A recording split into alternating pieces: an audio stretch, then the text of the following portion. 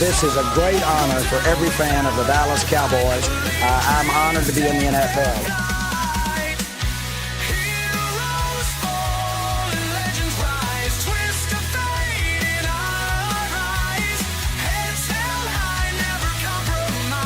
What can I say?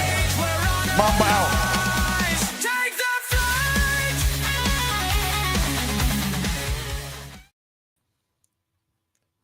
All right, what's happening, everybody? Welcome to the afternoon show presented by ESEN. I'm Chris Gonzalez, joined by Tony Gonzalez and Jay McLovin. How's it going, guys?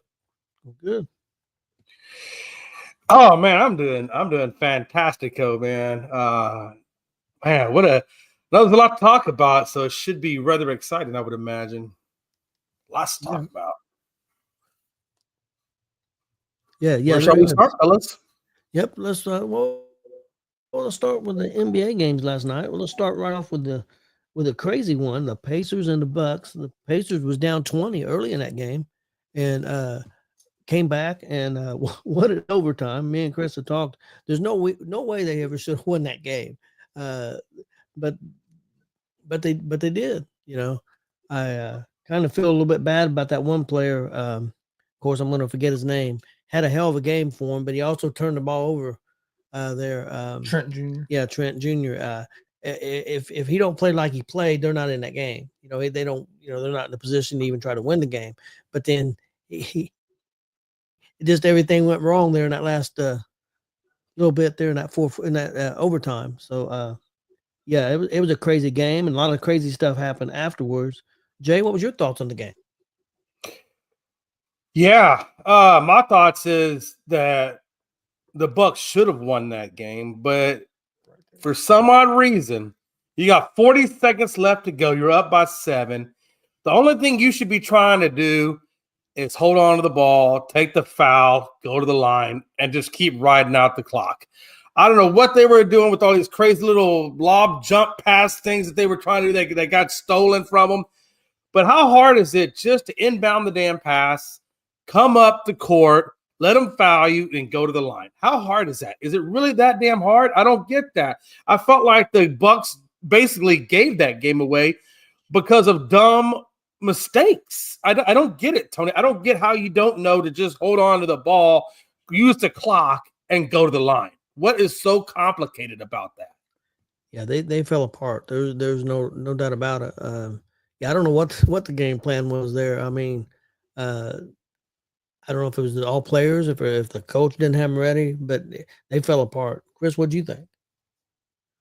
Well, the Pacers just got off to a terrible start in that game. Got down 13-0, and then was down by 20 in the first quarter. But by halftime, had it within 6. So I felt good. I felt good going in the second half because we didn't play our best game. Played a terrible game in the first half, really, especially the first quarter. We were shooting 30%. We were 1 for 9 on threes. Our first 10 threes, we was 1 for 9. Second quarter, we started hitting some shots, got back in the game. Right. And then the second half, it was going back and forth. I mean, we'd have the lead, they'd have the lead. We'd have the lead, they'd have the lead. And then there at the end of the fourth quarter, Halliburton had a couple looks there to get us the lead that he missed, which he ended up making a lot of big shots there in that overtime. But in the overtime, Trent Jr., like you said, took over. He hit 3 threes in a row. Yep. They got that lead with 740 seconds left. I almost went outside and quit watching. I'd have listened to the rest of it on the radio, of course. But, I can only imagine Chris. I bet Chris was pissed. But the only reason I stayed in was because right after that, Nembhard hit that deep 3 to cut it within 4, and I'm like, okay, well, I'll check. Then we got the turnover. The thing was, what the Pacers did good there in that last few seconds was on the inbound pass. Like the one inbound pass, they made them try to throw it deep. They were able to intercept it. Then the other, hey, what's up, Juan? And then the other, the last one, they tried to throw it in. They threw it over there on the baseline, and Trent Jr. just couldn't. He fumbled it, but the Pacers played a lot of pressure defense there. But one thing I did like that I saw was the aggressiveness of Halliburton in that overtime of not just settling for threes, attacking the rim. Right. He attacked her, Really and did. they were trying to get that switch with Giannis on him, and Giannis can't stay in front of him. He was cooking Giannis the whole fourth quarter and overtime anytime he attacked. But no, the closeout, Pacers dominated that series pretty much. Last night was the best game of the series, and the closeout game is usually the hardest game to win. But Jay, you tried to tell me that my Pacers in 5 was an outrageous take. It was right.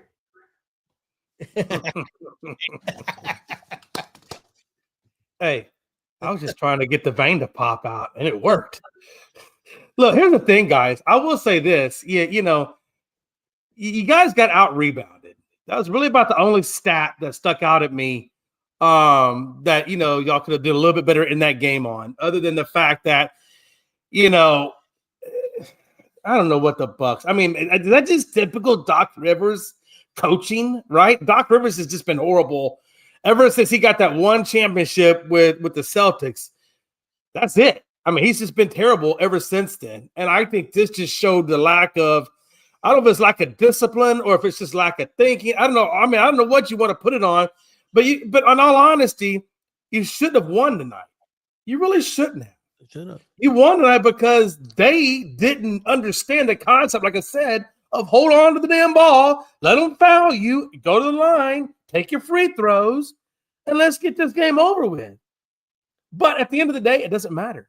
At the end of the day, they're going home and you're going to the next round. So, you'll handle business on the next round. I do say that the NBA has got to do a better job, and I don't know how you do a better job. I really don't. I don't know how you can do a better job when the fans are literally within steps of the court. But, I felt bad for Giannis because I felt like, Halliburton's dad shouldn't have done and came up to him and got all up in his face and all up in his grill. And, then you have Mathurin, trying to chirp in and say a few things. And yes, Giannis should have put his hand in the back of his head. Giannis, shame on you. You know better. But at the same time, come on, man. You can only chirp so much, and it is a playoff series. They are rivals. I thought with the whole situation, I thought Giannis did a good job. I thought he could have really went hog wild crazy because the emotions were so high. And the fact that he really honestly, for the most part, kept his emotions in check, I felt he did a good job with that, even though that's a tough situation to be in, fellas. Oh, yeah, I agree. Halliburton's dad shouldn't be out there. I guess he's out there every game, though. I guess he's on the floor all the time. Yeah. I mean, but have you seen the take from Shaq? Shaq told Let me ask you this real quick. Have you seen the whole video? I have not. Or have you just seen them two on the sideline? Have you seen where Giannis is standing at the free throw line and Halliburton's dad's out in the court? I've seen that. Have you seen that part too?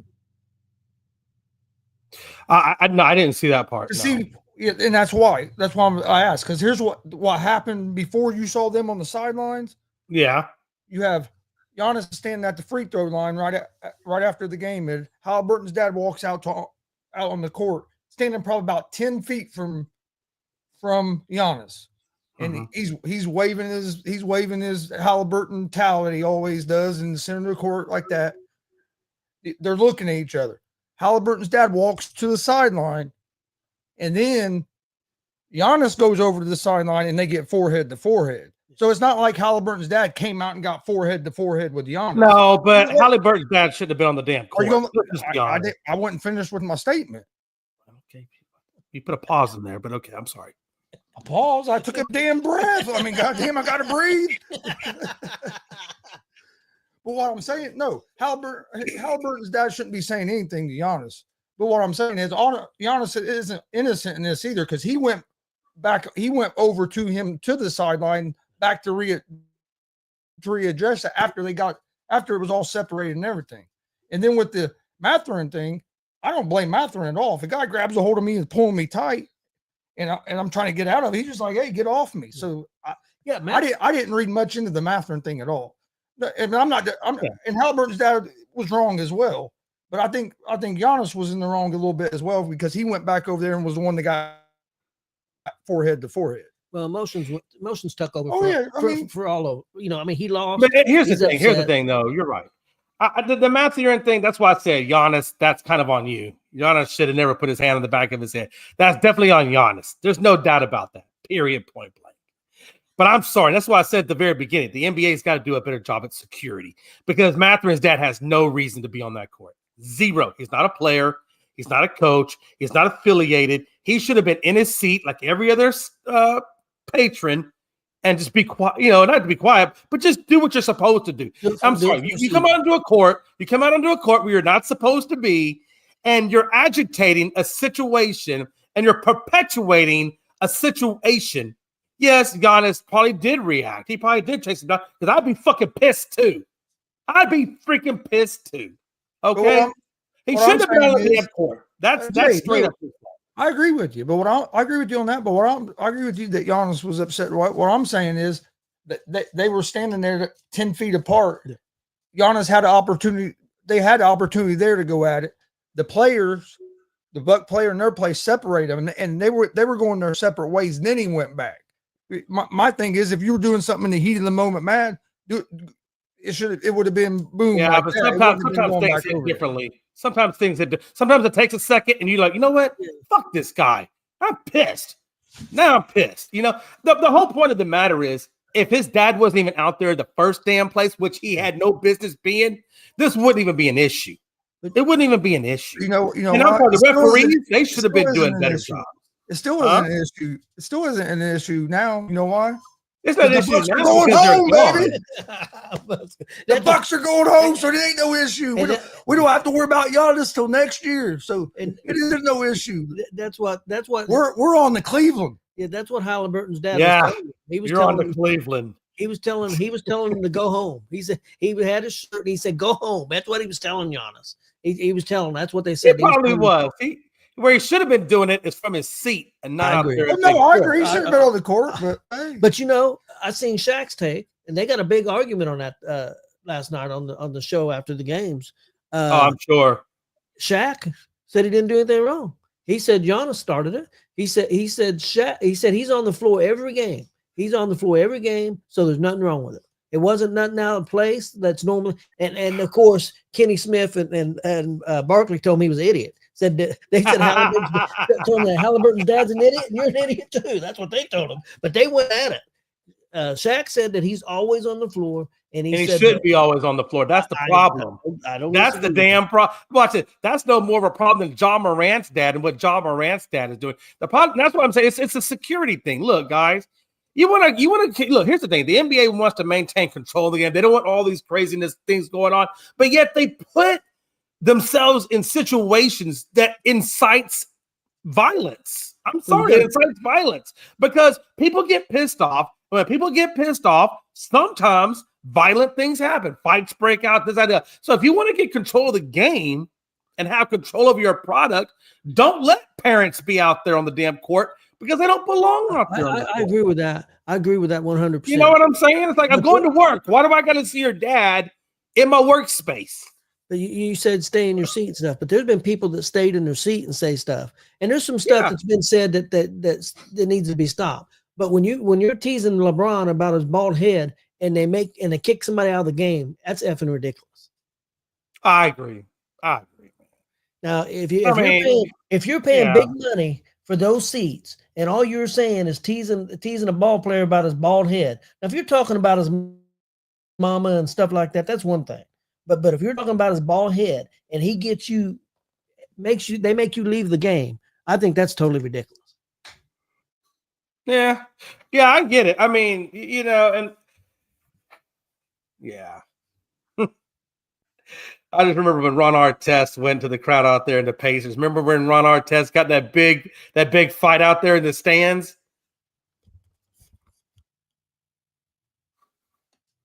Did I freeze or y'all freeze? Or am I just talking? I don't know. Are you reading? I was looking at the comments. Your buddy Joe says that Halliburton's dad didn't do nothing wrong. He said that basically saying Giannis is just a crybaby. And Giannis is a little sensitive. He is. He cries. Giannis does cry a lot. He really does.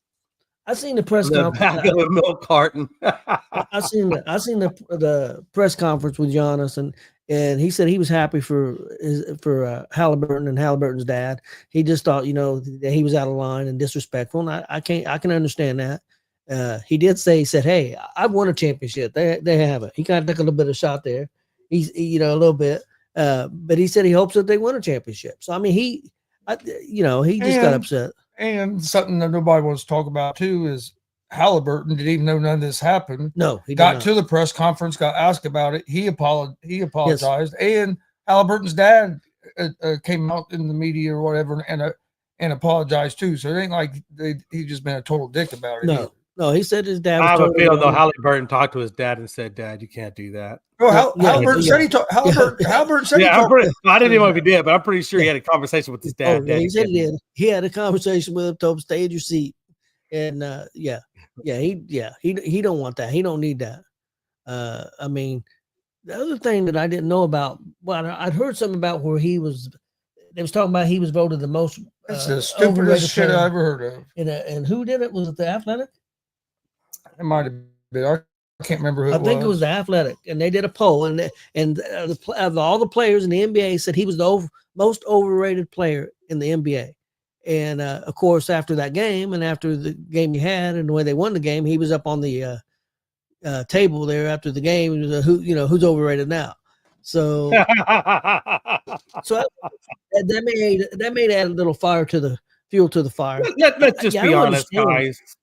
Let's just be honest. You had your little moment in the sun. You had a good time. You beat the Bucks. It's great. Cleveland in 4. I'm just saying. Cleveland in 4. That's fine. You're Houston Rockets ain't gonna make it out of the first round of the playoffs. playoffs. I knew he was gonna go there. That's okay. It's okay.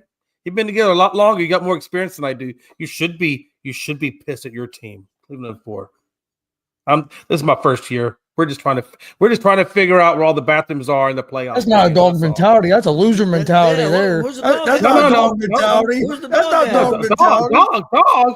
That's not dog mentality. Have you not watched every single one of our games? Yes. Every single one of our games has been damn close. I'm talking about your mentality right now. It's not a dog mentality. Come on, Jack. Oh, you guys had a head start. I'm sorry. See, let me break it down to you in terms of animal lovers. You're like a chihuahua. You're kind of small over there. Of course, you're going to get up on your hind legs. You're going to make a big deal. See, I'm more of like a French Mastiff. I'm like Blue over there. I'm over here drinking my beer, watching these little chihuahuas get all worked up. We got drool coming out the side of my face. I was like, what can I do? You're backtracking. No. Hey. What hell? Let's just get no. First, let's talk Denver real quick. We'll talk about that. He's backtracking. The only thing, the experience thing, when we knew the experience thing could come into play, the only bad part for Houston, you was a 2 seed. They was a what, 7 seed? I play in. Yeah, but you can't. Here's the thing with that. I know what you're saying. That I was told was going to be in the Western Conference Finals and was a better team than the Indiana Pacers. Hey, if this was Golden State before Jimmy Butler, they're definitely probably a 7. You guys lost when they didn't have Jimmy Butler.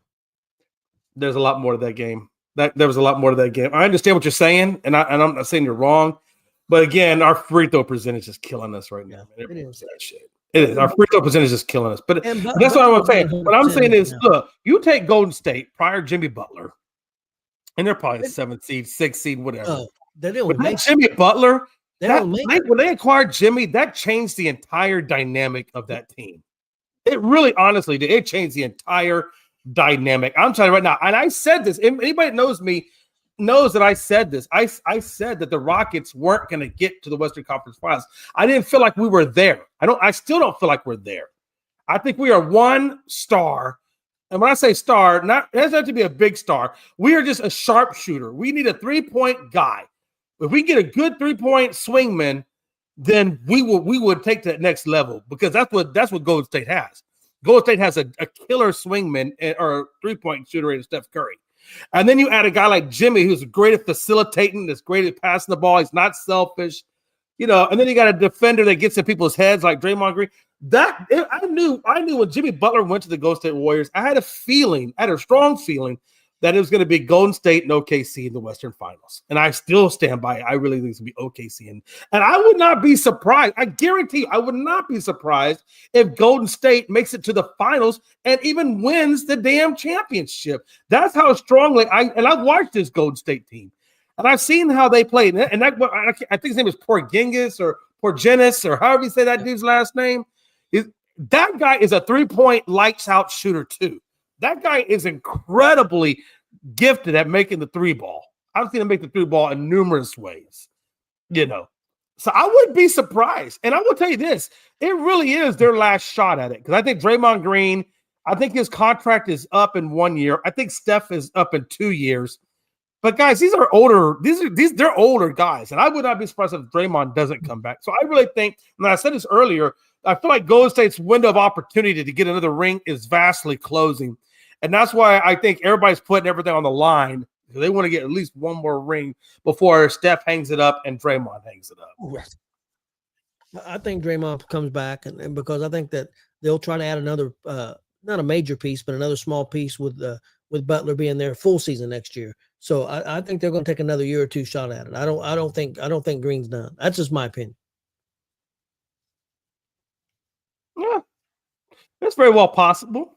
Possible. I mean, yeah, I do agree that it's closing. I think, like you said, another year or two, they're going to have to get it done. But yeah, I think he'll be back, and I think you can have Butler for a full season.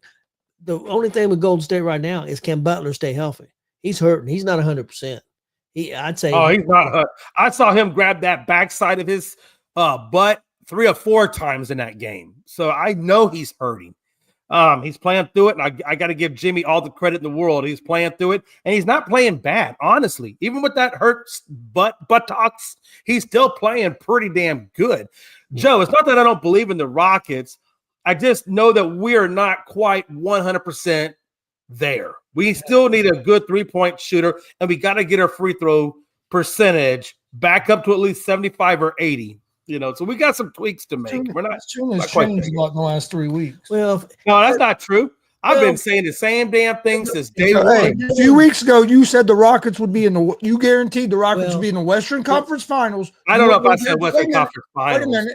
Wait a minute. You wouldn't guarantee that they'd be in the finals, or that they'd beat OKC and make it to the finals. But you said that the Rockets was going to be in the Western Conference Finals. You did say that, but can I preface one thing? He did take a lot of prodding from Frankie to come on, after Frankie prodded him into it, then he did say, "Yeah, we're going to the final." He did. Now I have to take up for you a little bit on that.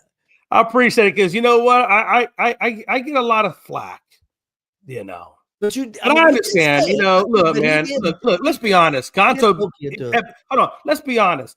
Gonzo stands about 5 foot, probably soaking wet. Probably weighs about 95 to 100 pounds soaking wet. That's me. I'm not ever going to give Gonzo a hard time, because I feel like if a man can be maybe 85 to 100 pounds soaking wet and take a couple of chops to the chest and live to talk about it, don't blame me for it. That's more my side. Well, not weight-wise anymore. I'm kind of fat now. I used to be 85 pounds. Now I'm about 140, but I'm 5 foot. But to go back to what you said earlier with your Cavs in 4, I think Pacers win this series in 6. You really believe that? I think we got a good chance. Now, I'm not. I think the series is going 6 or 7. If you look at the regular season against them, when the two teams played our starting lineups where everybody played, we split. We were 1-1. The last 2 times we played them was at the end of the year. The last 2 games of the season, one game they didn't play none of their guys. One game we didn't play none of our guys. So I don't count them games in there, because I think we won both those, or at least one of them. But I don't count those. I'm just going like when they had their A team against our A team, we went 1-1 against them. Yeah, but like I do, Bubba, that regular season and playoffs, it ain't the same. Yeah, no, I get that. I'm just saying though. I mean, we can play with them. I'm telling you, I really believe we can play with Golden State. I've been saying it all year. I think Pacers are going to be in the Eastern Conference Finals. Okay, and I think we have a chance. Yeah, There's Frankie, no, I agree. I think it's Jalen gonna be a Green good definitely series. does go missing, and that's another problem with the Rockets. I feel like Jalen Green has got to figure out who he is, because there are times when he will play lights out, and there are times when I can't find that guy. Like, where is he at? So he definitely he's got some more growing up to do or more development to do. Jalen Green he really does frustrate me several times, honestly. Pacers in 7, Frankie's on your side. Frankie doesn't want your smoke, apparently. I'm not afraid of your smoke. No, I it's gonna just be a don't real think good you got series. it. I don't think you have enough to compete with them. I just don't, man. I don't. I think it's gonna go 6 games, but I definitely think Cleveland, just like OKC, man, they're just playing on a different level right now. They're playing on a different level. OKC's playing really well. Cleveland, of course, destroyed Miami, but Miami was undermanned. I'm not saying I'm not again. I mean, I'm not taking anything away from Cleveland, but Miami was a playing team, 8 seed. Nobody expected them to do much, and they didn't. I think another thing, we've got that playoff experience from last year. I think that's going to help us. I think we got a good shot. Now, I'm not going to guarantee anything. I think it's going to be a 6 or 7 game series, but I think we got a good shot at it. I think the key for us, and the reason I think we'll win in 6, I think we have to win one of the first 2 games in Cleveland. I think we'll win, and I think we'll have a good shot of winning both our 2 home games. If we can still win them first 2 games in Cleveland, I think we'd have a good chance to win at home in 6. That's something both of them have in common. They're both really good home teams, so it could be real tough, winning the game. Either team. Well, you know what's funny about that? When they played in the regular season, I said they split. The Pacers won in Cleveland, and Cleveland won in Indiana. Okay. So, yeah, I agree with you. They both were real good at home, but when they played each other in the regular season, they went the opposite. It did go the opposite way. And Jay, I disagree with you just a little bit, but of course you've watched your team play a lot more than I have. I don't think the 3-point shooting in the games I've seen, I don't think that's the big issue. I think the big issue is the 3-throw shooting, and also the I'm gonna have a brain fart. The 3-throw shooting, and just like you said, the lack of experience. I think if they get the 3-throw shooting and then turnovers, the other night, the last game turnovers, yeah. You guys have turned the ball over it was like 8 or 9 times. You know what? Here's the thing, though. The turnovers were bad. I agree. We had 5 turnovers, I think, in the first 5 or 6 opening minutes of the first quarter. But the problem is again, when you're shooting 52 freaking percent and you lose by 2, clearly that's a big indicator. That's number 1 indicator. Number 2 indicator is the Rockets are a driving team. We got a lot of playmakers. We don't have a lot of 3-point specialists. And when you're going against Golden State, which is full of 3-point shooters, don't try to beat them at their own game. You're not going to do it. Go to the paint, play to your strength, take it down low, and get fouls. All they got to do is draw fouls. If they did that, if they stayed to the points in the paint, and if they got their free throw shooting on point, we can contend and play with Golden State. But when you sit there and you try to go 3 for 3 with a team that's built for threes, it's not going to happen. You know what I mean? It's just, and that's what I get so irritated. I'm like, don't sit there and go 3 for 3. Take it down low, get the fouls, get Draymond out on fouls, get Curry on fouls, because Curry can't defend very well. He's a great shooter, but he doesn't defend very well. And just drive it to the hoop and get these guys in foul trouble. Because when you get them in foul trouble, now they're sitting on the damn bench. Oh, Joe says when you get a guy like Steve Adams and Sagoon, and Amen Thompson, which are 3 highly touted rebounders on that team, each one can get you 10 rebounds a night. What are we doing, Houston? Don't play Golden State's game. Play your game. That's my point. Play your game. Pound it and inside. I think that's where it is right now with Houston. They're not playing their game. Now, Frankie says it's coaching, and also Joe says that Cleveland's going to sweep the Pacers in 4. Yeah. I think Udoka is very well versed. And look, the guy's made it to the damn finals. Don't tell me that he don't have the experience in coaching. Now, whether or not the players listen to the coach sometimes, that's a different matter. Cleveland going to sweep Indiana. Ooh, bring it, Joe. Bring it, baby.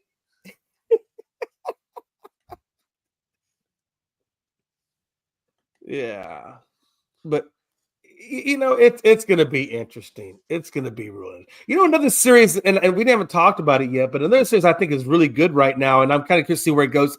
Is Denver Nuggets and the Clippers, guys? That's for a team that fired their damn coach and go up against Kawhi Leonard and James Harden and company.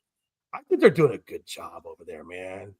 I mean, honestly, being competitive, still competing. That's a team to watch out for. Well, Murray went nuts last night. If Murray don't go nuts, they would have probably lost that game. Murray went crazy at 47 points because Joker didn't have a great game scoring. He did other things. Don't get me wrong. I mean, he's always gonna still be very good, but he didn't have a great night scoring. But I guess he didn't have to because Murray went crazy.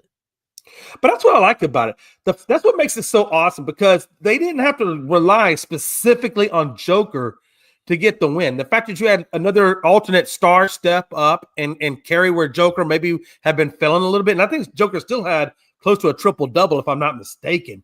His points might not have been there, but he was definitely doing other things. Those are the things that I look for in championship-type teams. When one guy's having an off night, maybe scoring, another guy steps up and carries the weight rather than just being one guy all the time. I like that. Yeah. Now, this next game, do they go back to Los Angeles for this game? Actually, I take that back. Denver is actually up 3-2. So the Clippers are actually on the brink.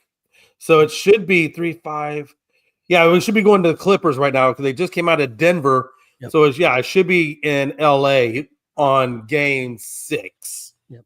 That game could have been easily. I mean, this series could be 3-2 the other way. I mean, you're right. It could be. Well, I mean, it could have been over. Yeah, or it could have been over because I mean, Clippers have blown a couple games. The game before that, they lost on that tip in right as the buzzer was going off, and then the game 1 they lost on a couple turnovers there late. So I mean, they had chances that they could be up. So I mean, it's been a real good series.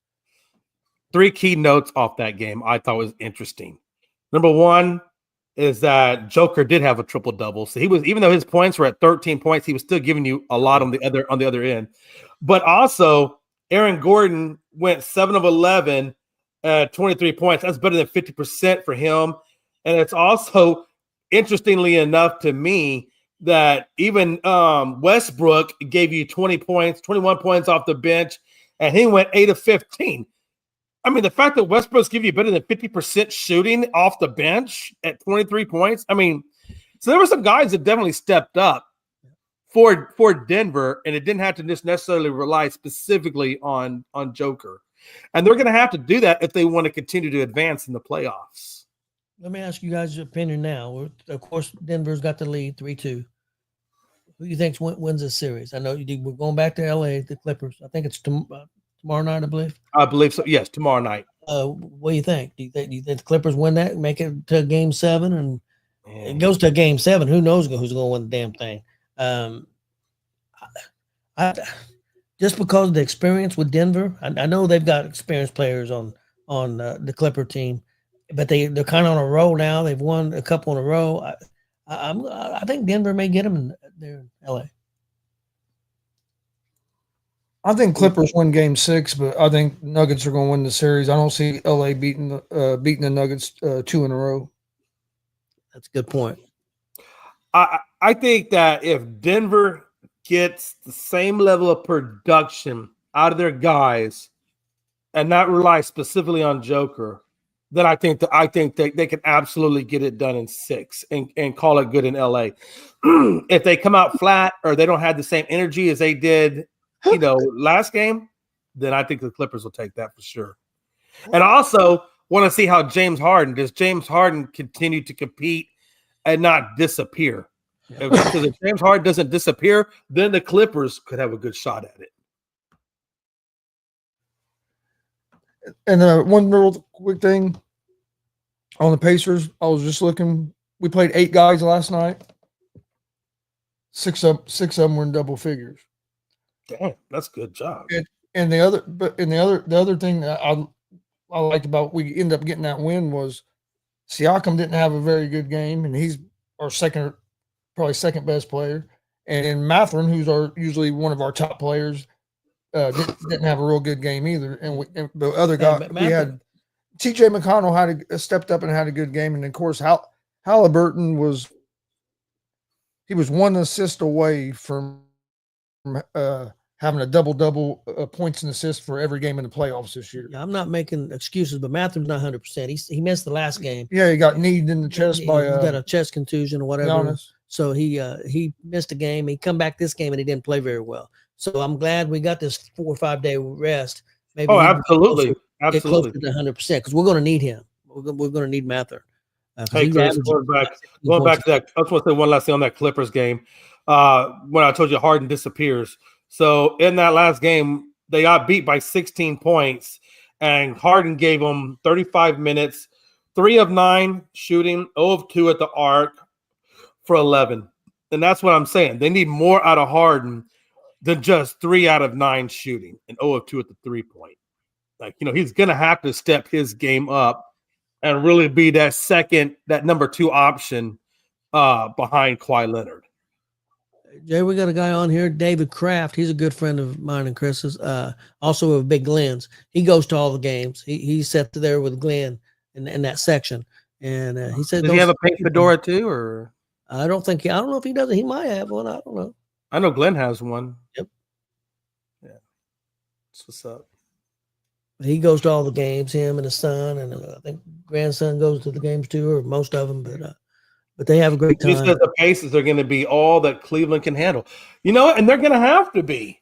Literally. And when you go up against Cleveland, you're going to have, Evan Mobley, Payal Siakam, Miles Turner. You're going to need all of those guys.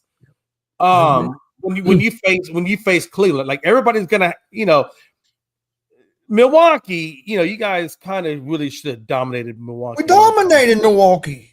No, you didn't, guy. I mean, I know you won. Other than yesterday's game, we dominated them. Right there. We dominated them other than yesterday's game. Before But that game, what I'm saying is, the whole series. But listen, when you're down by 7 with 40 seconds left, you got to admit you got that game because they gave it to you. That could have very well been going 3-2, and y'all good teams do a game good 6. Teams win when they don't play their best. That's what good and great teams do is win when they don't play their best. You find a way to win. And guess what? Or in your case, they gave it to you. I mean, that happens. I get it. Sometimes it happens. Sometimes they just give it to you with the big bow on top and say, "Hey, Gonzo, here's a nice." That's all right. I know you're just upset because your Rockets have only won 1 game in the playoffs. It'll be okay. No, I'm not upset. I'm depressed. There's a difference. I'm not upset. I'm depressed. But my anxiety medication is kicking in right now, so kiss my ass. What's up, Frankie? Hi, everyone. It seems a peaceful day here today on ESCN. Hey, hold on. Let me go back up here real quick since you're on the show and you went on here earlier. Joe says this. Hey, Frankie, Lakers in 5. How's that going for you? Hey, Joe, didn't you say Houston in 4? How's that going for you? Yeah, Houston in 4, yeah. He did say that. Hey, hold on. And Juan says Lakers in 5, right? Just not on the winning end. I thought that was kind of interesting. Hey, you know what? It happens, right? The Shannon Sharp allegations come out and the Lakers start losing. It was the Shannon Sharp allegation effect. But I'm okay. I'm okay because guess what? The series isn't over. LeBron done it before. It ain't over. I think he should play. I think they should play every minute tonight. They shouldn't set it all. I know they played the second half. I think they should play the whole fucking game. That was such a great coaching decision. No, his old ass, man, after playing that whole second half of the last game, and I seen him breathing hard on the bench, trying to get some air. They need some O2 on the bench for that man and wrap it around his face during timeouts, at least, if they're going to do that. You know what the problem with the Lakers, honestly, is, Frankie? Oh, my God, here we go. No, seriously. Think about it. JJ Redick obviously does not believe in his bench at all. Because if he had any confidence in his bench whatsoever, you wouldn't be having a 41-year-old or a 40-year-old Braun out there begging for mercy because he can't breathe. You know what I'm saying? I mean, literally, 46 minutes at a 41 or a 40-year-old, that's not going to happen. Not effectively anyway. So that just tells me that he doesn't believe in your bench, and I've said to you earlier, the two things you are lacking is a better bench or a stronger bench and a damn center. Those are your two biggest issues. It's not that JJ Redick doesn't believe in the bench. Apparently, news came out between JJ Redick and LeBron James saying that during halftime, they all came to a team agreement and said, "Listen, this is what we're going to do in the second half because it was working with the starters in the first half." And I believe in that. Like, whatever, go ahead, do what you got to do. But when the one thing I said was when you're up in the fourth quarter by 10. Give them to at least a minute of rest. Give LeBron a minute of rest. Give Luka a minute of rest after LeBron gets his rest. Give them some type of rest when you're up by double digits, so that way they come back, a little better than what they were going on to the bench. I don't think that it's JJ doesn't have belief in the bench, because if he didn't, he wouldn't be putting Gabe Vincent out there. He wouldn't be putting Dorian Finney-Smith out there. He wouldn't be putting Jared Vanderbilt out there. It was a team decision at halftime, and if that's what they want to go with, go right ahead. I can't tell them otherwise. I'm not on that team. I'm not the GM, but if that's how they work, listen, I liked it the way they played, because LeBron he did. I think he did have a triple-double at the end of the day. Luka Doncic almost had 40 points, so it was working for them, I guess. It just came down to defense at the last minutes.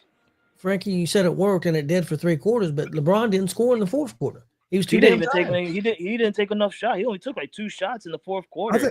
He probably couldn't raise his fucking arms. He was so tired. I think Hold on. Hachimura gave you 41 minutes. James gave you 46. Jackson Hayes gave you 4, which is that's where Finney-Smith came in at 41 minutes off the bench. Basically, he basically made Jackson Hayes your bench, and he made Finney-Smith your center position. That's why you got the 41 minutes. Well, I told you. Doncic at 46, and you got Austin Reeves at 35.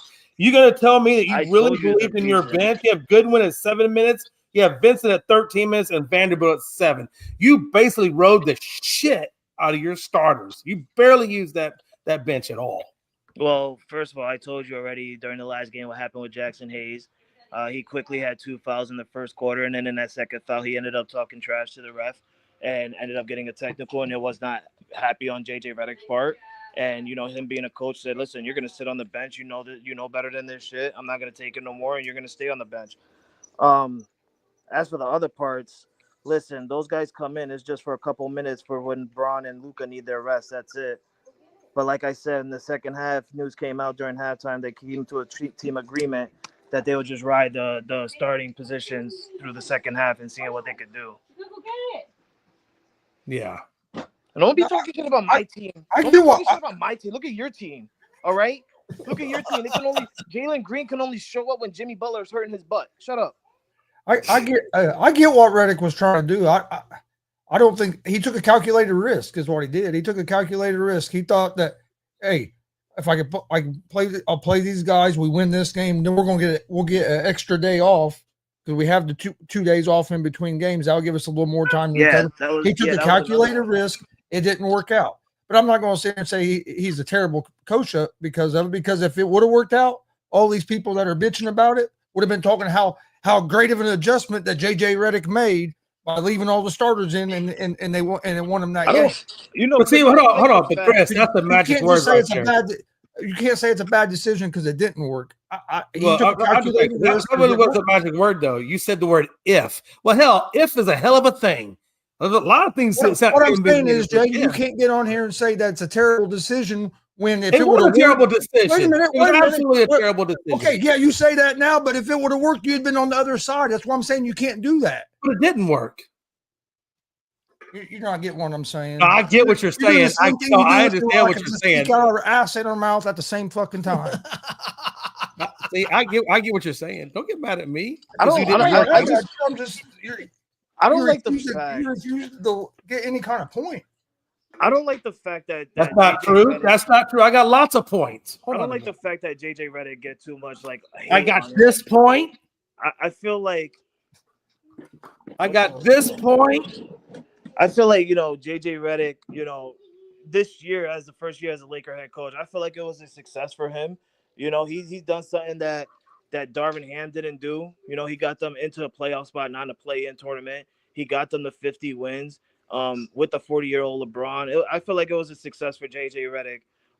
It just so happens that the big man, the rim protector part going up against the Minnesota Timberwolves is what's actually lacking for the Lakers hard, because really you can't do nothing when constantly the Minnesota Timberwolves are getting second chance points or third chance points. Other than that, I feel like literally every game this series, yes, we're down 3-1, but every single game this series we have contended and competed with the Minnesota Timberwolves, except for game one. Literally, I could say game one, we didn't show up at all. I feel like we underestimated Minnesota starting the playoffs. And once, they seen what happened in game one, that's when everybody turned it up a notch and stepped up a notch. And when I mean everybody, I mean Luka Doncic and LeBron James. Hey, Frank, I got a question for you. And I've been totally serious, not been an asshole or anything. No, it's fine. What do you think would have happened? Let's say that trade never happens. Davis stays and stays healthy for the most part. Do you think the Lakers would have still got up to the position they got up to? Not a play-in, but up to the what was it, fourth, fifth position? I forget. They were in third. Third position. You think they would have got third, fourth position or whatever? And how do you think things would be? Because he is a rim protector. If they would have been in that third spot, they would have probably been maybe better off against Minnesota. You really don't know. I mean, it's hard to say. It's hard to judge. But what do you think would have happened if Davis stays healthy and that trade's never made? Do you think that they make it up to the third, fourth position, or do you think they're a play-in? What do you think would have happened? I honestly thought if that would have stood by, I feel like we would have been a play-in team. No lie. Because before the trade happened, we were already in the play-in position. I think at that time we were 7th or 8th seed. Just before a little bit before that, we were like 12th seed. So like we were fighting at that time before the trade. And around that time, that's when it was the new year. That's when the Lakers ended up. If you guys remember, they turned their defense around for like the first 7 weeks of the 2025 year. So that's where everything started to change around, because we started going on a wing streak. We started climbing up the board. But I feel like you can't say, like, Tony, I understand what you're saying, but with Anthony Davis, it's really tough to try and like think, would he stay healthy from the February 2nd till now? I can't. I feel like he would have got hurt, because look what happened. He got hurt before the trade, came back, and when he came back, he got hurt again. So I feel like at some point he would have probably got hurt if he would have stood a Laker. But I feel like even if he stood, we would have been a play-in team. Who we would have faced, I don't know. But yeah, I don't think we would have been in the third seed if we would have never gotten Luka, because when Luka did come around, he did change Jackson Hayes. Jackson Hayes did turn into a center for a couple of weeks with Luka when he came in, and then next it just disappeared. Let me ask you a question. I always thought this was kind of weird. So the NBA allows a trade to go through for Luka for Anthony Davis. That's a big trade. That's a big shift of power from one team to another, and vice versa, in terms of star power. But they don't let the Chris Paul back in the day trade go through. I wonder, do you think they learned from that and they realized they should let that trade go through? It wasn't. Silver, I'm sorry, Go ahead, Jake. Go ahead, Frankie. I was just gonna say, Adam Silver was actually on Pat McAfee's show a couple weeks after that, and he said that the commissioner should have no say in trades. If it's a trade, I agree. The two teams, and he felt that at the time when Stern did that, he shouldn't have never done that. Because they asked him, they said, listen, shouldn't Stern did that with Chris Paul and the Lakers. They didn't want him with Kobe. We were really surprised that you allowed this trade to go down and have LeBron with Luka. And he said the commissioner has no say. All we can do is accept it. Yeah, and what happened also with the Chris Paul was, it wasn't the NBA that vetoed it; it was Stern.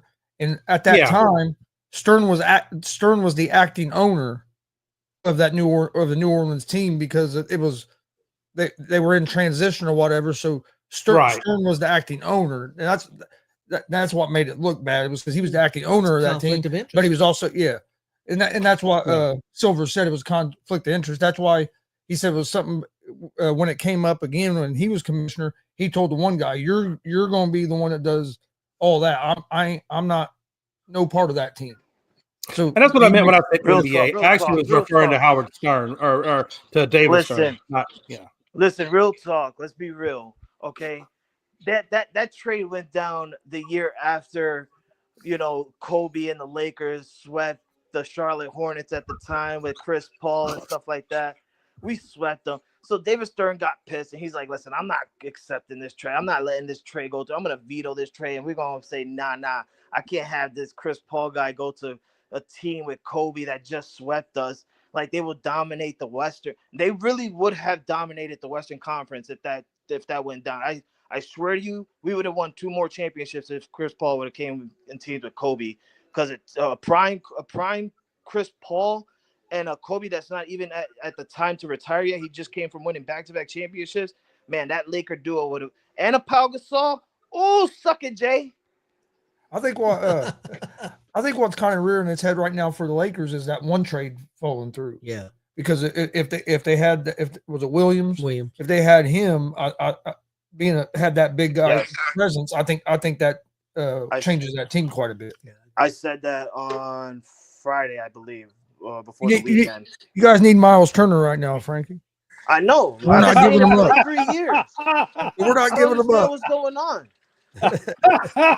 on. Listen, I'm gonna wait 1 more year, okay? We're gonna go 1 more year, the 2025-2026 NBA season before the trade deadline. If Miles Turner does not come to the Lakers, I'm hopping off that train. I'm done with it. I've been riding on that train for 4 years. It's hurting me. I hope we keep him after we hopefully win a championship this year. Guys, I got a question. What do you guys think about all this talk? And he ain't said it, and the Milwaukee ain't said it, but all the media and everybody's going crazy. Giannis is going to get traded. What do you guys think about that? First of all, why would Milwaukee get rid of Giannis? It don't make sense to me. Because they don't have any draft picks. The next 5 or 6 years, they have no first round draft picks. They got So how are you going to rebuild your team? Well, that's the problem. They got themselves in the situation where they're in salary cap. They're in salary cap hell. They're not going probably ain't going to want to pay the luxury tax with a team that's not going to do any good. And you really don't have. The only person that they could get rid of that anybody's going to want would be Giannis. And I'll be honest with you. I think, first of all, I believe Giannis isn't going anywhere. I think Giannis is going to be in Milwaukee. I think he's going to stay in Milwaukee. That's just my personal feeling. But let's explore. Let's say what if he does go somewhere? It had to be via a trade, right? Because he still has, I believe, 2 years left on his contract. So they're going to have to trade him. And there's only 2 teams really that can take Giannis in, that can give the draft capital and maybe players to make Milwaukee happy. The first one is New York, and the second one, it's the Knicks, and it's the OKC Thunder. OKC's got like 11 picks.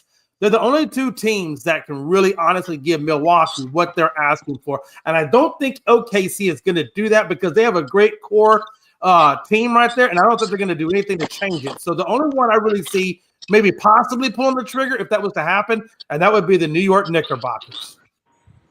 Look, I'm listen. The I'm not Pistons can do it.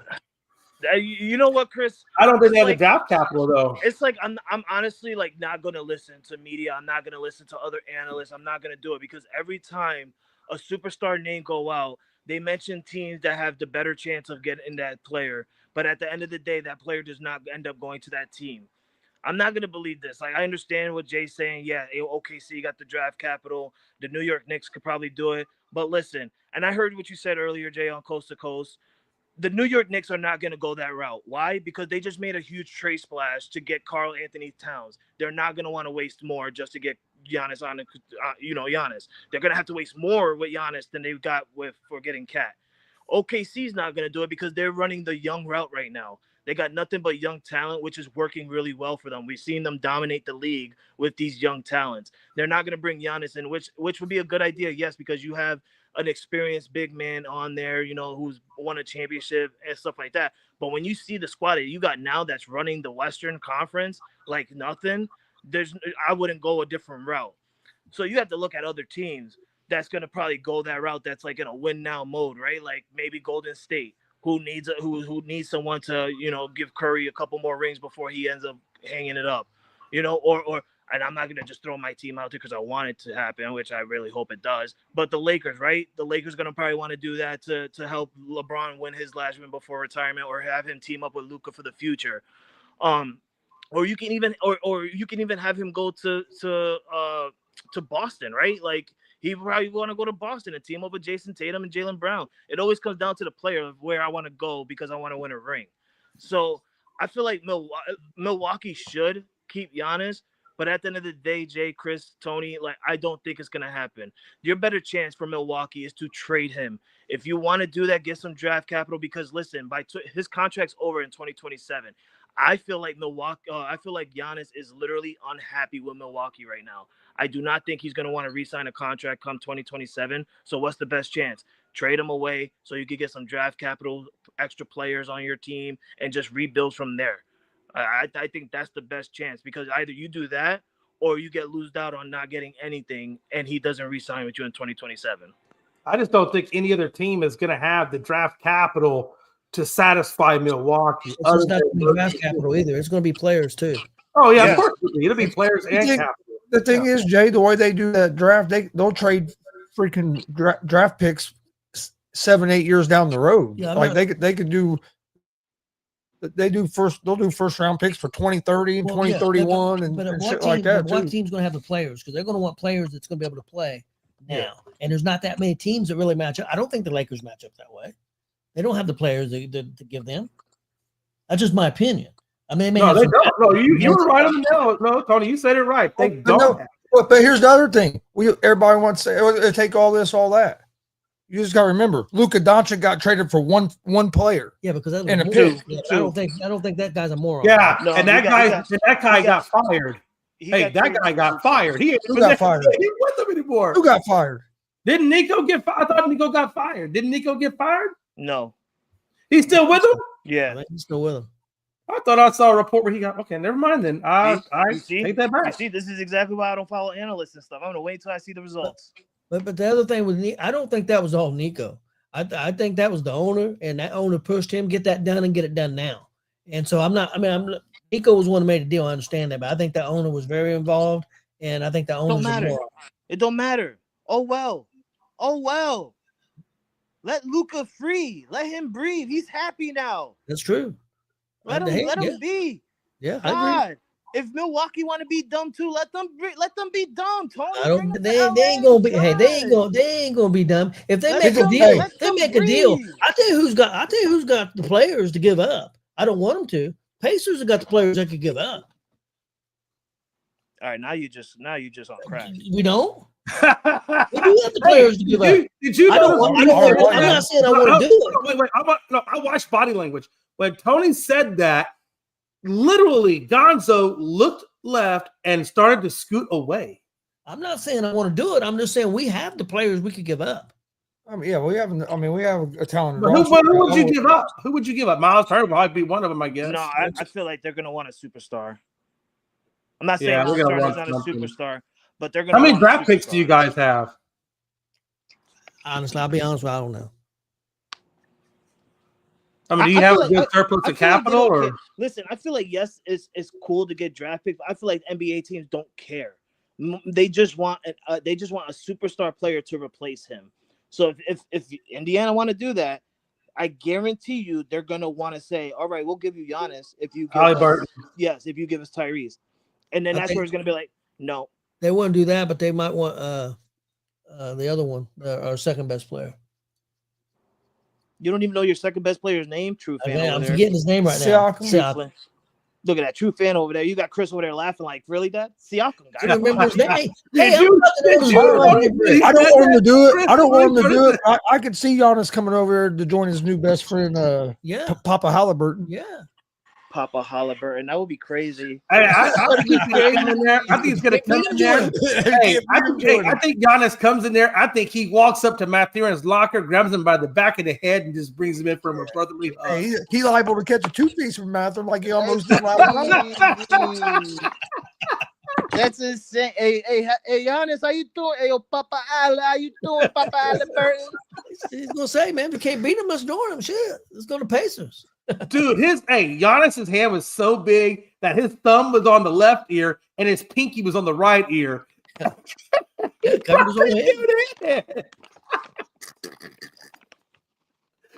had the biggest hands ever, man. It was crazy. Like if the Celtics did it, who they gonna give up? They gonna give up Brown? I don't think the Celtics make that move. I think they're happy with where they are, honestly. See, I could see OKC doing it if the reason I say I can see them doing it if they're not successful this year. If they don't win a championship, OKC has like 11 picks. Yeah. They could give up a treasure trove to bring that guy in. Yeah, but picks aren't as valuable in the NBA as they are in NFL. they're going to have to give up a player. No, I understand. I mean, I understand what you're saying. I do. I get what you're saying. You get outside the top 10 picks in the draft, a lot of them guys don't even make NBA teams Yeah. once you get out of the top 10, 15 picks. Plus, if OKC is going to be good, they're not going to be number one draft picks. Yeah, It's they'd gonna be drafted down probably somewhere towards the middle or bottom. And not just that, if you really look at it, if OKC ends up giving them like first round draft picks and stuff, and OKC ends up being like successful, Milwaukee's not going to be having a top 10 draft pick in the lottery. Like it's gonna end up ruining them. Like they're gonna want to trade to a team where they can, okay, we're gonna be trash, but let's trade them to a team that we know is probably not going to be successful in 1 year. We could get like two top 10 draft picks in the first round or something like that, or 2 top 15s. I might put them in San Antonio with Wemby. Oh my God, what is wrong with you? That would be good. Stop sending him to other teams in the West. There's only one team. But think about that. Could you imagine a team that featured a De'Aaron Fox, Wembanyama, and Giannis? That would Chris Paul. Don't forget Chris Paul. Don't forget good old Chris Paul. Yeah, dude. Chris Paul be on crutches by that time that happens, man. Hey, you know what? Jay, would you like to see Houston make that deal? He'll be on crutches still, for Giannis? dribbling and crossing Jalen Green around the court. Here's the thing. Giannis is a great player, no doubt about it. Man. But he's not exactly what we need. We got Sengun, we got Adams, we got a good defensive team and a good offensive team. What we need are 3-point shooters and Sengun and Adams can't hold his jockstrap.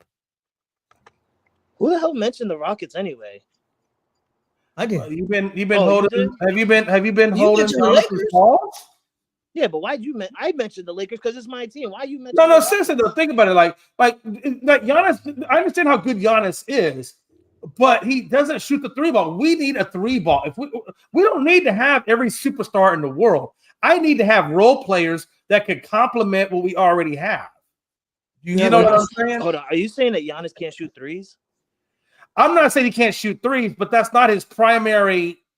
That's not his primary thing. Like I need a legit Steph Curry. You're not going to find no Steph Curry, so I don't want you to take it the wrong way. I just need a legit 3-point shooter, like a Robert Horry back in the day. I need that kind of guy, or a Ray Allen type of guy. I need to see the guy that all he does is shoot threes and make threes. Jay, I think. And this is my opinion. I think you're wrong. I think you're too worried about that 3-point shooting because I know you're talking about Golden State. Yeah, Steph Curry, but like you said, there's not very many Steph Currys out there. No, I understand. I think your team's fine, young, and if you put somebody, and if you keep the nucleus of it, and you put Giannis on that team, I think they'd be would be no, they won't. Stop. They won't. The only thing is I don't know who would we be giving up to bring Giannis in. I guess we'd have to give up Sengun for sure.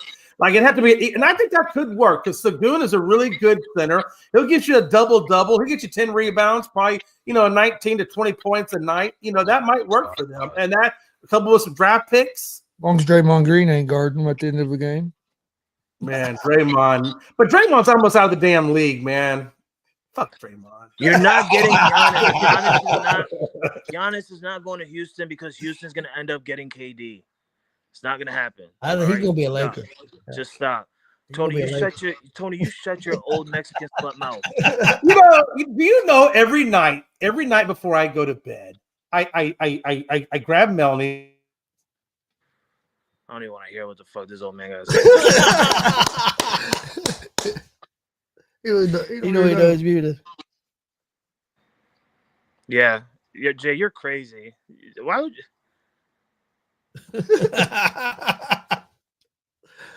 So that's what you're praying for? Really? That's what you're gonna pray for? I think it's the best point he's ever made. Yep. That's insane. Don't you ever pray for that. Don't you ever pray for that again. I do, man. I say, Lord, if you're a kind, loving, and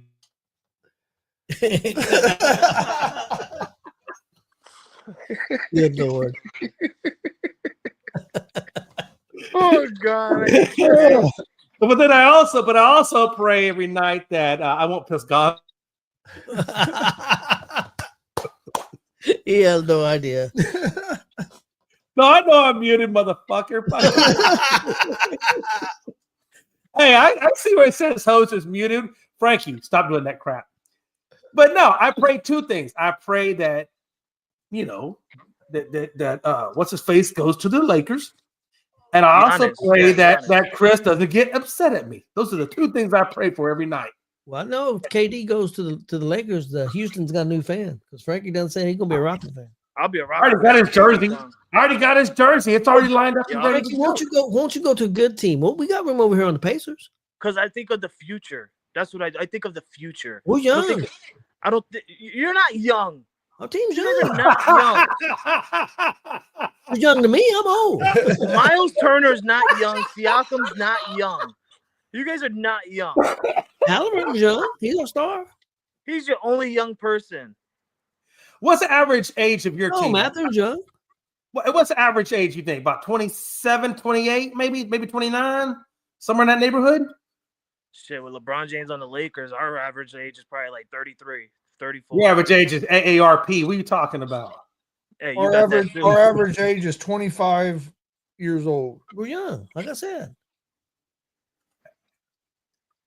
Because I think the Rockets are right at about either 23 or 24. If you take the free agents off, anyway. If you take the free agents off, we're about 23, 24. You take people off. That's not getting the average if you take people off. No, I'm saying if you take away the free agents, we're about 23, 24 with our nucleus. Your guys' average age is 26.4. Yeah. What the hell? How So you're older than us. No, hold on. You got and the reason why is you got Jeff Green, which is an old player. You got Steven Adams, which is another old veteran. You got Van Fleet, that's been in the league for like 11, 12 years. I mean, our veterans, and we got Brooks. But if you look at our core nucleus, You're we're 14th out of the 30 NBA team. Who's the Lakers? Probably like 33. Lakers wouldn't be that bad if LeBron went on there as far as age I goes. know. LeBron out, Giannis in. Come on, Rob Pelinka. You made some splash. You made some magical splash bringing Luka. Now give us the splash and bringing Giannis. That ain't gonna happen. It just won't. 29.5 is what the average age for the Lakers is. Old ass team. That's not bad. Ain't young like the Pacers, 25. Yeah, but you know what? We're experienced. The youngest team is the Lakers are the oldest, and the youngest is OKC at 24.1. See, we're one of the youngest teams in the league. They're the youngest team in the league. And you don't even know your second best player. Shut up, Tony. I can't remember all these fucking foreigners' names. Sackham, Oh, Sutton. man. All these fucking names. Yeah, I can't remember these foreigner names. I barely remember my own damn name.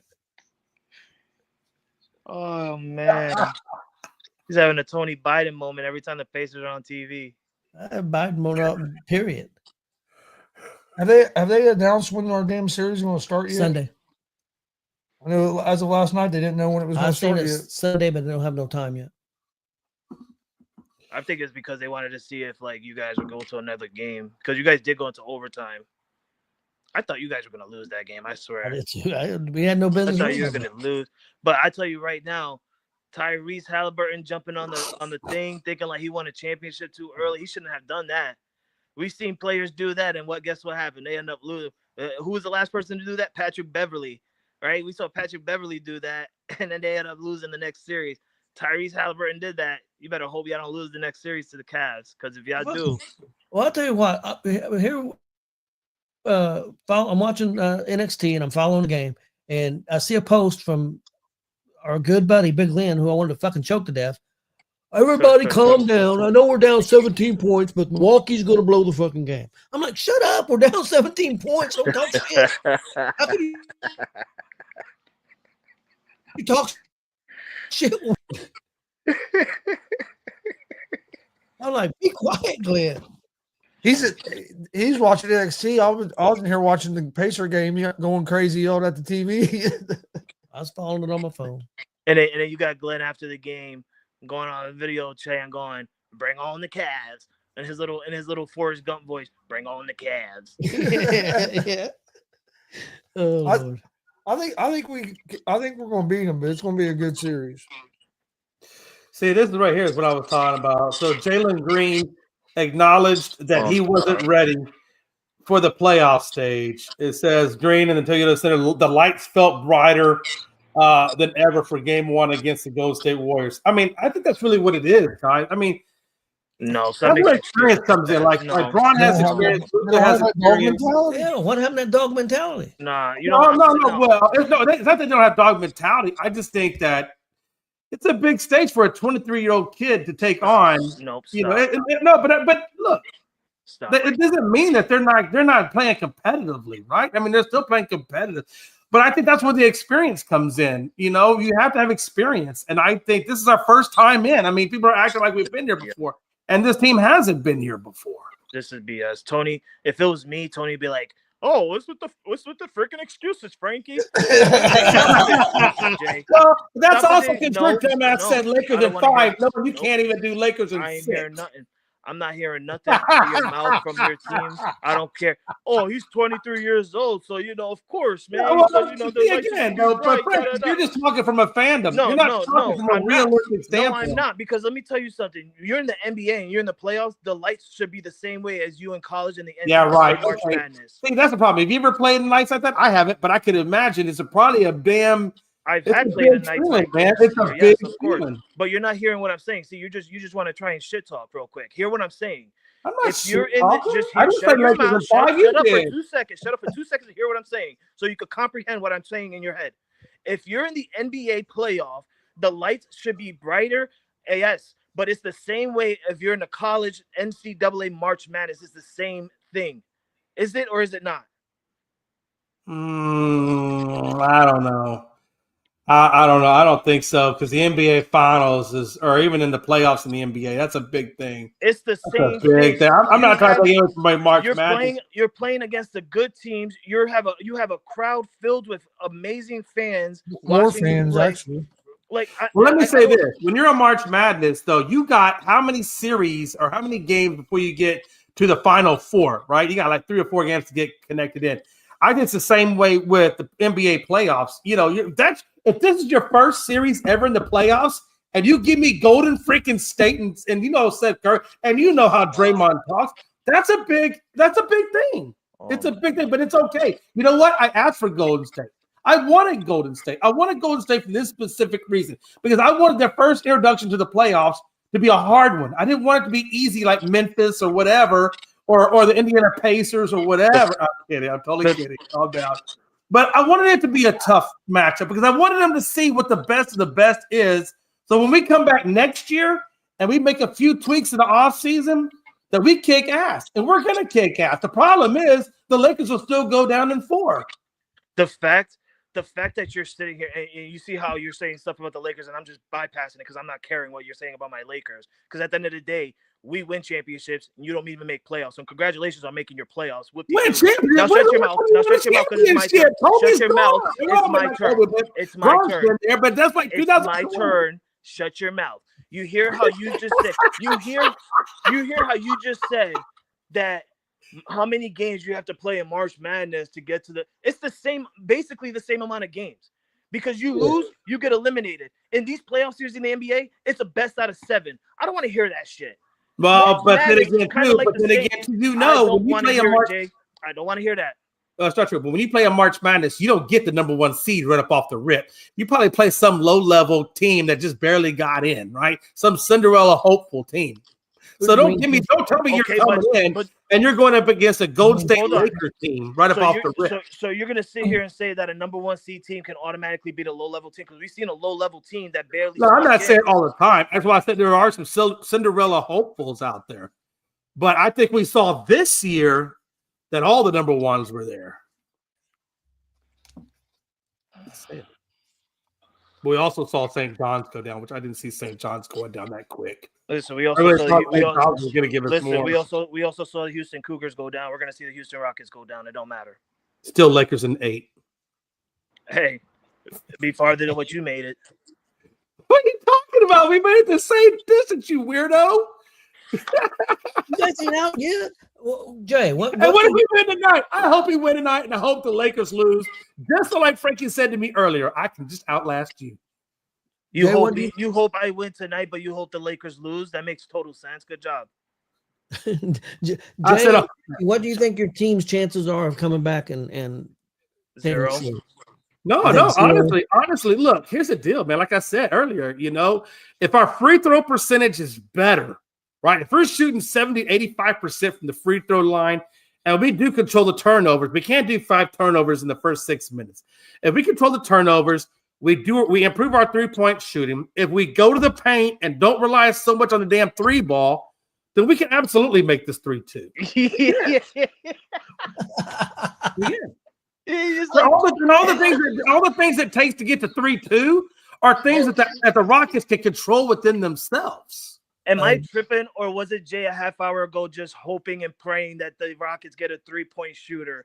Now saying that we don't, What the hell? What does that have to do with anything, you now dumbass? you're saying if we don't. I focus on just the told you. 3-point, I said if we play rocket ball and we go points in the paint, we don't have a 3-point shooter right now, so we can't deal with that. Right now, we got to do points in the paint and hit the free throws. I think the Lakers have a better shot of trying to come back than the Houston does, and the only reason I say that is because I think you guys are playing the better team. I absolutely were playing the better team. Frankie would have been swept in 4. No, we wouldn't have. Yeah, you No, would we have, wouldn't guy. have. You would have been swept in 4. No, we wouldn't have. Literally. You're barely hanging on with a freaking Minnesota. Shut your pie hole. No, we wouldn't have. But guess what? We're losing close games. We're losing close games. Your Close players ain't even games? showing up. Dude, I don't even think Bron can run with Steph Curry. I think Bron would have passed out from a heart attack at midcourt. What are you talking about? We've seen Bron run with Steph Curry many times.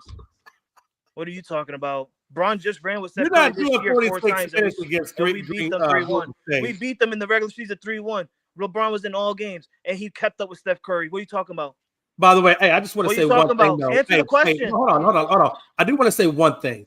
I thought it was amazing. I'm pretty sure all of you, anybody that watched that last game that we played, that if you didn't realize what old school basketball looked like and what fights and physicality looks like, then you didn't watch that game. Because that game, Tony, that game actually, I was actually having flashbacks back to the old days when you didn't get the ticky-tack fouls and you could actually battle it out and be physical and go at it physically. And I loved it. I love the physicality of that last game that we just played with Golden State. They're letting them play a little more physical. It still ain't back where it used to be, but yeah, they're No, letting I'm them not play saying it's all the way back. the whole playoff so far has reminiscent. been more physical. Yeah, it was reminiscent. You know what I'm saying? Frankie would have lasted longer than old school basketball. He would have got his ass whooped. Yeah, at least I would have been in the sport. Where would you have been? Right there kicking your ass. I'd have been You the one wouldn't be kicking there. you in You the head. wouldn't be there. Shut your old ass up. Who do you think has a better chance, the Lakers or Houston, to come back? Before you answer that, I know it's tough to come back. Before It's you not, answer it's not that, happened Chris, very often. Joe, can you do me a favor? And I know you have time to do it. Go on Google and research the last time the Rockets won a championship. And then 94, come back and 95. talk to me. Oh, actually, no. Yeah, I think it was 95. I think Oh, that's wow. 96 is when Jordan came back. Oh, so there's a thing in Texas where you last win in the 90s? My bad. I didn't know that. Yeah. Yeah. Oh, That's about how long it's been. oh. It's been a hot You minute. should tell your buddy Joe down there to watch it. He shouldn't say no. I think he wasn't even alive when you guys last won. I think I'd say the Lakers have the better chance to come back. And the reason I would say that is I'm going with the experience of LeBron and Luka over the Houston Rockets team that really don't have that like standout big star in the experience. No, you're right. Because we honestly, if you look at the Rockets, we don't have a superstar. We really don't. There is no superstar on the Houston Rockets at all. And I really think we kind of need that superstar guy that can carry that load. And I don't know if Jalen Green is going to eventually turn into that or not, but we definitely need, a superstar of some level. Be honest. like I said, if you want to bring Giannis up here, I wouldn't. Honestly, I would love that. I don't think you guys need a superstar. I think what it is you have veterans on your team where I think they need to step up as the true leaders. Van Fleet should step up as a leader. Dylan Brooks should step up as a defensive leader. Like, because Dylan Brooks is a good defender. No lie. He's a trash offensive player. He's a trash player overall, but I think his defense is okay. But I think that's what you need. You got veteran players that need to step up as the leader. You guys need a shooter. Jay McLovin. Uh-oh. What's up, Mike? Warriors! Warriors! You're down 3-1. You're down 3-1. Y'all trash. Y'all trash. Don't talk about my boy Luka. Don't talk about my boy Luka. Because y'all going to Cancun on 3. Hey, Gonzo, Chris, nice to see the second round. Warriors! Hey, hold on, Mike. Enjoy it. Oh, you motherfucker. Y'all better not ever bring that motherfucker back again until I can say what I got to say. Oh, my God. How amazing was that? No, it wasn't amazing at all. It wasn't amazing at all. He ducked and ran like a keyboard warrior. Go ahead. Still say what you got to say. I'm sure he's watching. Yeah, Mike, you suck. No, I love Mike. Mike knows I love Mike, but look, I want Mike to enjoy this moment. I really do, because let's be honest. I don't know if he's a Chicago Bulls fan or if he's a Golden State Warriors fan. I mean, he's got a lot of Glenn Richardson in him, it sounds like. But my point is this, man. You see that I said that? You see how I worked that? Glenn, I hope you heard that too. I meant that specifically for you with that whole Colts thing, but that's okay. It's neither here nor there. I'm not holding no ill will. but hey, listen, look, he needs to enjoy it. Like I said earlier in this show, that window is closing. Mike, that window is closing, baby. It's closing. So I hope you do get it, because this might be your last opportunity to actually get it with the Golden State Warriors. I don't know. Depends on what they do. Contract time with Draymond and else. I think Draymond plays again. I think he signs. What do you think, Chris? I can't see him playing for anybody else. No, I figure if he don't play, he'll be done. If he don't play for the Warriors, I figure he'll be done. He'll start doing more TV stuff. If the Warriors win the championship, Draymond Green was definitely going to retire, and I'll tell you why. Because he came out during the trade and said, once we got Jimmy, we're gonna go all the way. If that happens, he's gonna be a goddamn wizard. He's gonna leave a wizard, a championship wizard.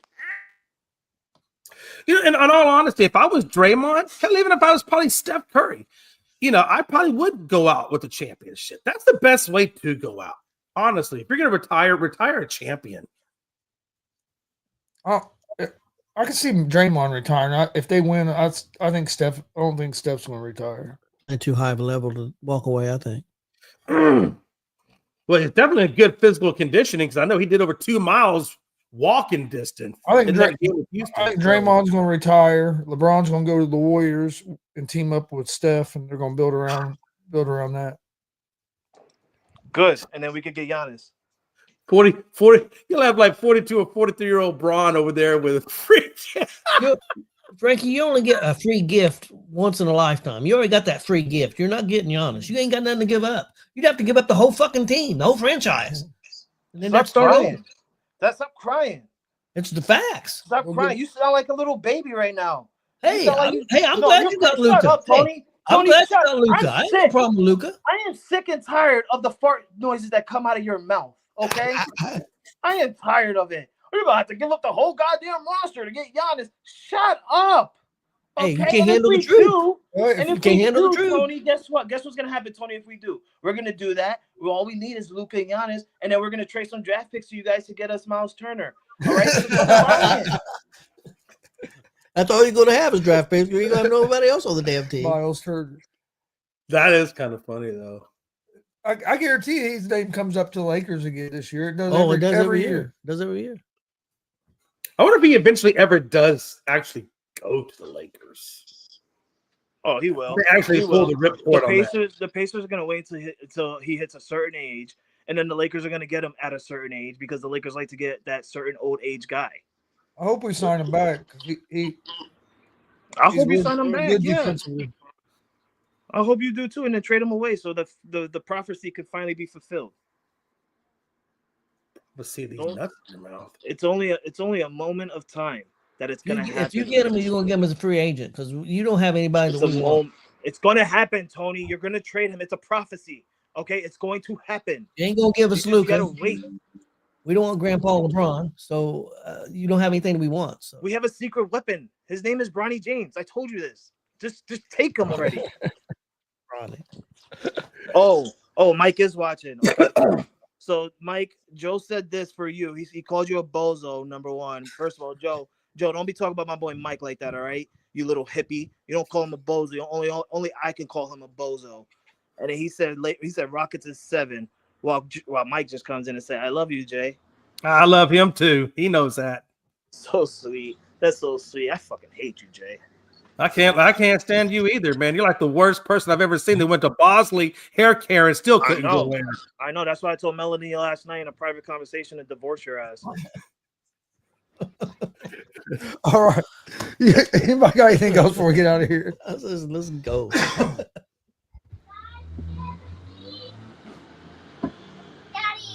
Daddy. She called daddy. She said she's calling me your daddy.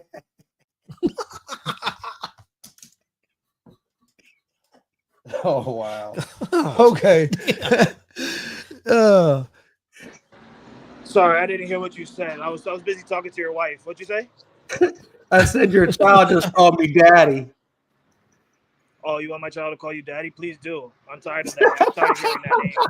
He said, "Take him." Well, hey, on that note, if you like this content, please Take give him us a off. like and Hey, subscribe on our you know the YouTube difference, page. right? You hear my kids calling you daddy, but I'm hearing your wife call me daddy. But too bad you ain't got no money to Come give on, her. let's end this show Oh God. before Melanie come in Jay's freaking camera and be like, "Hey, Poppy." Hey, Poppy.